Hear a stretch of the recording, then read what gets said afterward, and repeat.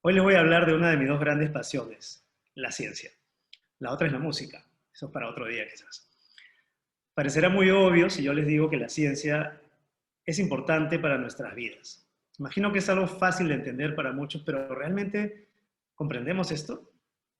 Muchas personas confunden a la ciencia con la tecnología, que es lo que vemos todos los días en nuestras vidas. Por ejemplo, ese celular o esa PlayStation, si es que les gustan las consolas de videojuegos, no son realmente ciencia, son productos tecnológicos.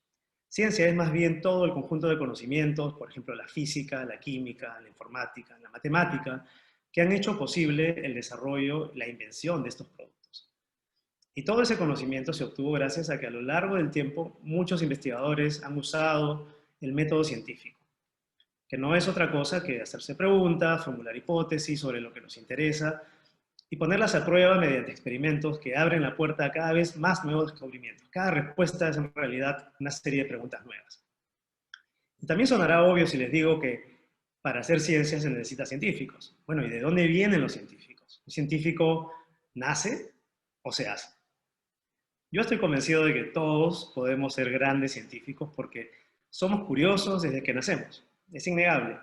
Y nos hacemos preguntas todo el tiempo para comprender nuestra realidad.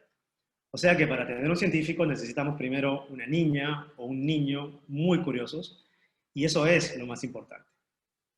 Ahora, si esta curiosidad es alimentada con ejemplos, experiencias transformadoras, entonces la ciencia se convertirá para ese niño o esa niña en una pasión para toda la vida.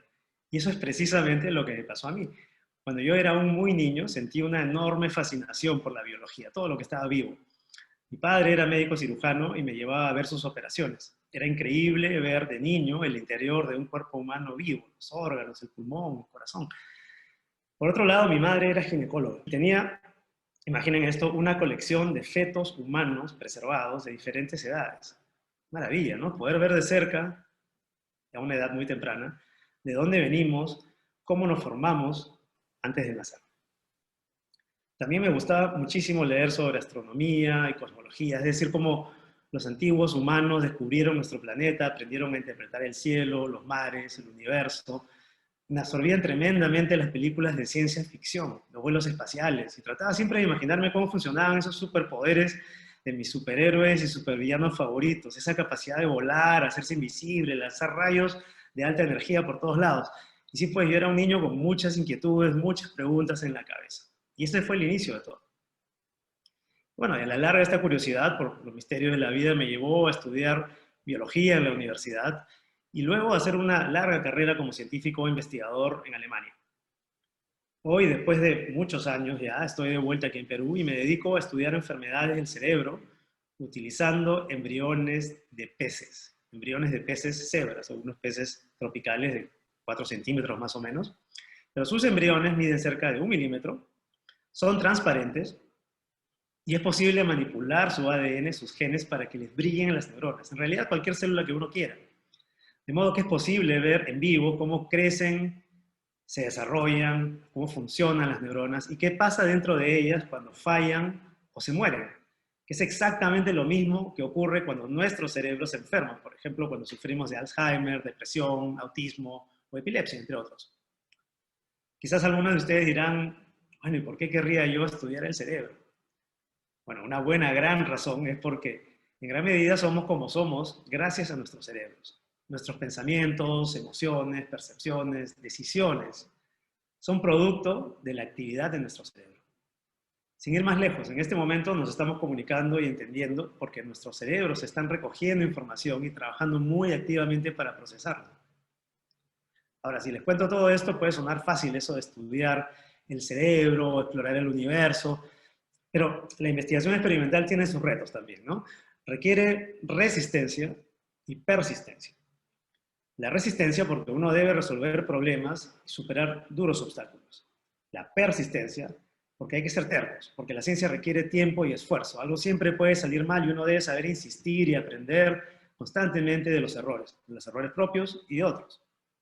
Y justamente esa curiosidad de la que hablábamos es la que nos permite superar las dificultades, porque es como un motor que te mantiene haciendo experimentos hasta dar con las respuestas que buscas.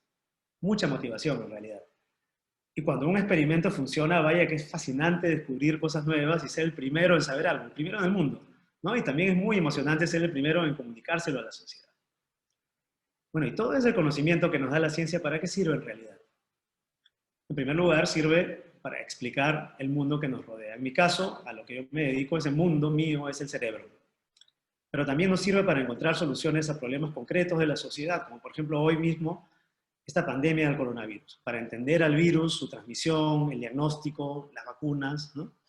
Yo personalmente asumí el reto de montar un proyecto para producir aquí en el Perú nuevas pruebas de diagnóstico molecular del coronavirus, para encontrar el virus. Pruebas más rápidas y baratas, utilizando una tecnología que se llama CRISPR-Cas, anoten eso, CRISPR-Cas, y cuyo desarrollo le acaba de merecer hace unos días recién el Premio Nobel de Química a dos grandes mujeres científicas. Atención, chicas, apunten esos nombres. Jennifer Doudna, de la Universidad de Berkeley, en California, y Emmanuelle Charpentier, del Instituto Max Planck, en Alemania. Quiero aprovechar para contarles la increíble historia de este Premio Nobel. Hace unos 20 años, más o menos, se descubrió que cuando las bacterias son atacadas por virus, que también son atacadas por virus, ellas se las ingenian para copiar un fragmento de los genes de este virus y guardar esta información en su interior. Es como si les tomaran las huellas dactilares a sus atacantes y las registraran en un archivo. Así, si un virus las vuelve a atacar, entonces la bacteria ya está preparada y utiliza esta biblioteca de huellas de atacantes para compararlas con las del nuevo atacante. Y eso es CRISPR, ¿no? CRISPR-Cas, esta es la parte CRISPR. Es un sistema de reconocimiento y defensa para las bacterias. Ahora, si las huellas del nuevo atacante coinciden con las que la bacteria tiene registradas, entonces el virus es eliminado cortándole el ADN. Y para ello la bacteria tiene una especie de tijeras pequeñitas moleculares conocidas como proteínas Cas. Y de ahí viene la otra mitad del nombre. CRISPR, el reconocimiento, Cas, las tijeritas. Y estas enzimas o proteínas Cas utilizan este sistema de huellas para guiarse y llegar hasta el punto exacto donde tienen que atacar y cortar y destruir los genes del virus. Hoy en día podemos replicar este maravilloso sistema genético en el laboratorio de una manera artificial. ¿Para qué? Para ubicar y modificar cualquier tipo de ADN.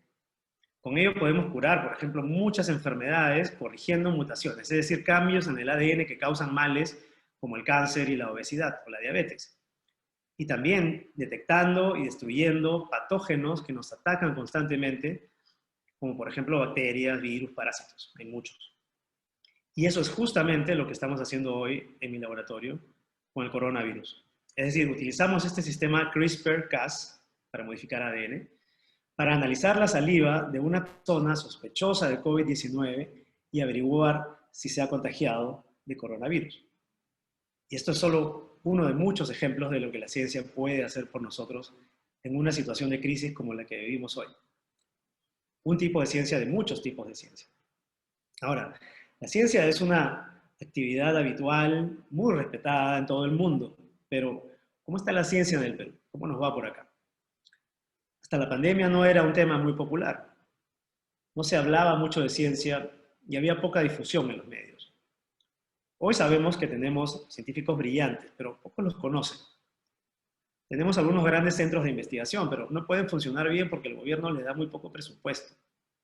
Y sin embargo, gracias a esta crisis del coronavirus, ahora tenemos una gran oportunidad para cambiar esto. Por un lado, podemos pedirle al Estado, al gobierno, que por fin apueste por la ciencia, que ponga más ciencia en la educación. Y por otro lado, podemos involucrarnos nosotros mismos en hacer ciencia. Si es que hoy día hubiese futuros científicos y científicas entre ustedes, es fundamental que persigan sus sueños, esos sueños grandes, y que los hagan realidad. Que convenzan a sus padres que esto vale la pena, porque sí, los padres también pueden aprender mucho de sus hijos.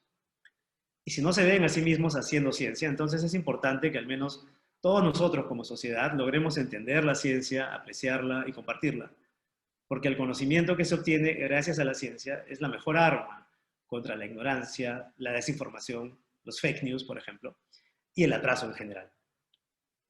Es por eso que hace unas semanas hicimos tendencia en redes el hashtag Sin ciencia no hay futuro.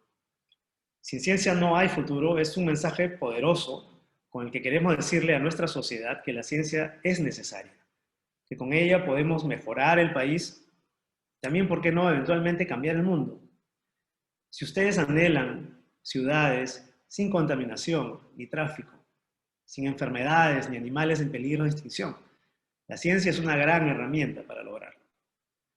Si ustedes sueñan con viajar al espacio, comprender los secretos de la mente, o imaginan medios de comunicación ultra rápidos, mejores alimentos, la ciencia lo hará posible.